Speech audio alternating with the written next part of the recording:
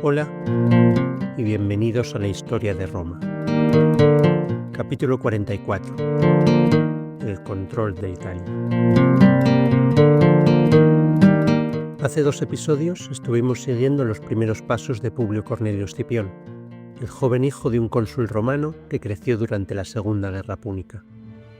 Contra todo pronóstico debido a su juventud, Escipión había recibido el imperium sobre las legiones de Hispania, y con un gran despliegue de audacia había conseguido tomar Cartago Nova, la capital cartaginesa en la península.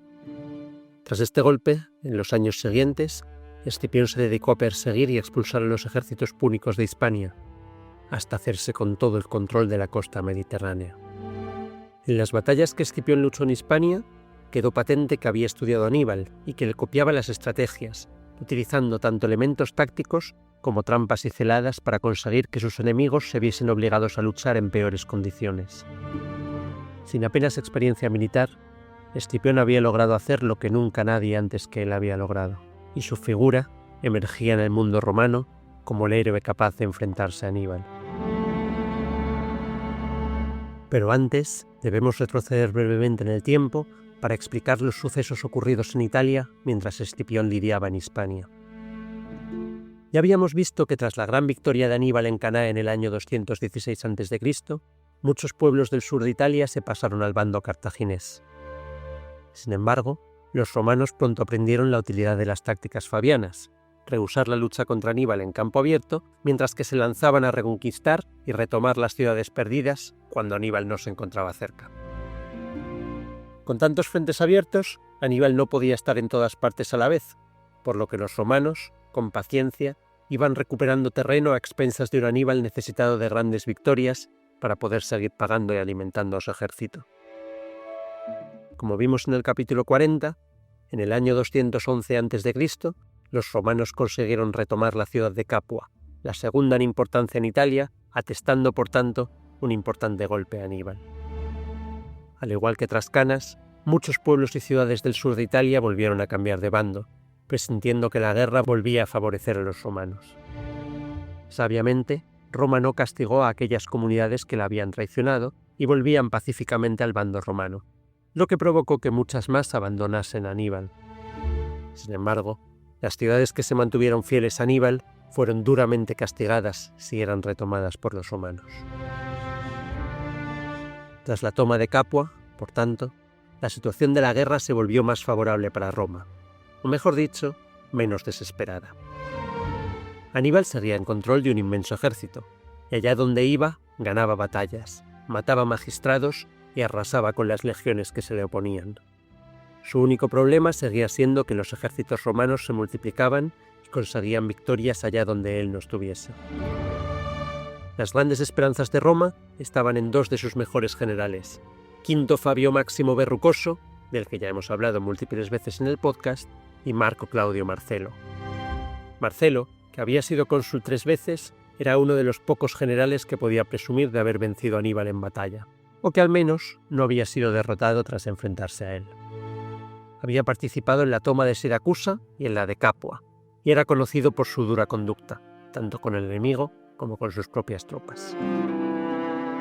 En el año 210 a.C., Marco Claudio Marcelo fue elegido cónsul por 4ª vez, y mientras Aníbal atestaba un gran golpe a otro ejército romano, Marcelo fue capaz de tomar hasta 2 ciudades en Apulia y Samnio. Cuando terminó el año, Marcelo estaba persiguiendo a Aníbal, a una prudente distancia, evitando el enfrentamiento directo, pero también evitando que sus tropas pudieran descansar, es decir, aplicando las tácticas fabianas al pie de la letra. Tan importante era la misión que Marcelo rehusó volver a Roma y, como cónsul, organizar las elecciones del año siguiente. En consecuencia, el Senado nombró dictador a Quinto Fulvio Flaco para que resolviera el asunto de las elecciones. Quinto Fulvio Flaco era otro de los grandes generales de Roma. Organizó las elecciones y en el año 209 a.C. salieron elegidos cónsules Quinto Fabio Máximo por 5ª vez y él mismo por 4ª vez. Asimismo, el Senado otorgó a Marcelo el título de procónsul para que pudiera legalmente mantener su ejército y continuar acosando a Aníbal. Quinto Fabio Máximo, de unos 70 años y en su posiblemente último consulado, estaba decidido a cometer alguna acción gloriosa para ser eternamente recordado. Recordemos que, aunque él fue el inventor de las tácticas fabianas, una de las más grandes estrategias militares de todos los tiempos, en aquel momento ese movimiento se veía casi como una cobardía. Práctica en la guerra, debido a la situación desesperada de Roma, pero muy lejos de la gloria. Incluso en el pasado, cuando Aníbal arrasaba tierras y granjas italianas para forzar a Quinto Fabio Máximo a atacar y éste se resistía, Aníbal había evitado quemar las granjas del propio Fabio, buscando el desprestigio del romano y haciendo creer a todos los demás que tenían alguna especie de pacto. De esta manera, Aníbal intentaba que Fabio fuera relevado del mando y que otro cónsul menos paciente liderase el ejército de Roma a su perdición. Así pues, sobre todo tras la derrota de Canae, Quinto Fabio Máximo era reconocido como un buen general, alguien que podía mantener la calma en tiempos desesperados, pero no se le conocía ninguna batalla especialmente gloriosa. Sin embargo, Quinto Fabio Máximo tenía un plan para cambiar eso en el año 209 a.C. Como ya contamos en capítulos anteriores, la ciudad de Tarento, al sur de Italia, había sido tomada por Aníbal en el año 213 a.C. Pero no toda la ciudad había caído. Unos pocos supervivientes romanos habían logrado refugiarse en la ciudadela y llevaban 4 años resistiendo un asedio interminable. Quinto Fabio Máximo se propuso rescatar a esos valientes romanos y recuperar Tarento, probablemente de las ciudades italianas más importantes aún en el bando cartaginés. Para poder ejecutar su plan con calma, envió una carta a Marcelo ordenándole tomar batalla con Aníbal en Canusium, de forma que nada le impidiera llegar hasta Tarento. Una vez allí, Quinto Fabio Máximo se ayudó de la traición de uno de los oficiales tarentinos para que les abrieran las puertas de la ciudad, y una vez dentro, su ejército arrasó a todos los enemigos y liberó a los romanos que resistían, lo que le valió un triunfo y la gloria que tanto ansiaba. Mientras tanto, Marcelo se vio obligado a enfrentarse a Aníbal directamente y por segunda vez. La batalla, más allá de entretener a Aníbal y evitar que llegase a tiempo para impedir la reconquista de Tarento, no otorgó a ninguno de los dos bandos una ventaja decisiva. Tanto Aníbal como Marcelo sufrieron miles de bajas y finalmente ambos ejércitos se retiraron a lamerse las heridas. Sin embargo, la toma de Tarento valió un precio en vidas que Roma pagó. Casi todas las comunidades italianas volvieron a jurar lealtad a Roma, y tan solo algunos pueblos situados en el extremo de la bota de la península italiana permanecieron leales a Aníbal. Poco a poco, parecía que Roma recuperaba terreno en la guerra. Sin embargo, el gran esfuerzo militar, económico y humano empezaba a ser insostenible, y muchos pueblos latinos no podían soportar más la pérdida de vidas ni seguir contribuyendo al esfuerzo bélico. La guerra debía terminarse pronto, o Roma se desangraría por sus propias heridas. Al año siguiente, el 208 a.C., Marco Claudio Marcelo volvió a ser elegido cónsul por 5ª vez en su vida. Su compañero fue Tito Quincio Crispino, que ejercía el consulado por primera vez. Ambos cónsules reunieron sus ejércitos y se dirigieron hacia Aníbal, montaron sus campamentos y después ambos cónsules, acompañados por unos 200 jinetes, se adelantaron en una misión de reconocimiento del enemigo. Sin embargo, el grupo cayó en una emboscada de la caballería númida de Aníbal. Atacados por una fuerza mucho mayor en número y habilidad, Marco Claudio Marcelo, 5 veces cónsul de Roma, cayó en combate. Su colega Crispino consiguió escapar, pero murió días más tarde por sus heridas. De nuevo, cuando la situación mejor parecía pintar para Roma, 2 cónsules habían caído en batalla y hubo de nombrarse a un dictador. Aníbal fue respetuoso con el cadáver de su enemigo muerto, evitó que sus soldados mancillaran los restos de Marcelo, cremó su cuerpo y envió sus cenizas a Roma. Sin embargo, sí que se hizo con el anillo de cónsul que portaba Marcelo y lo utilizó para enviar falsas órdenes a diferentes ciudades romanas, haciéndolas pasar por órdenes consulares e intentando colar a legionarios desertores en ellas.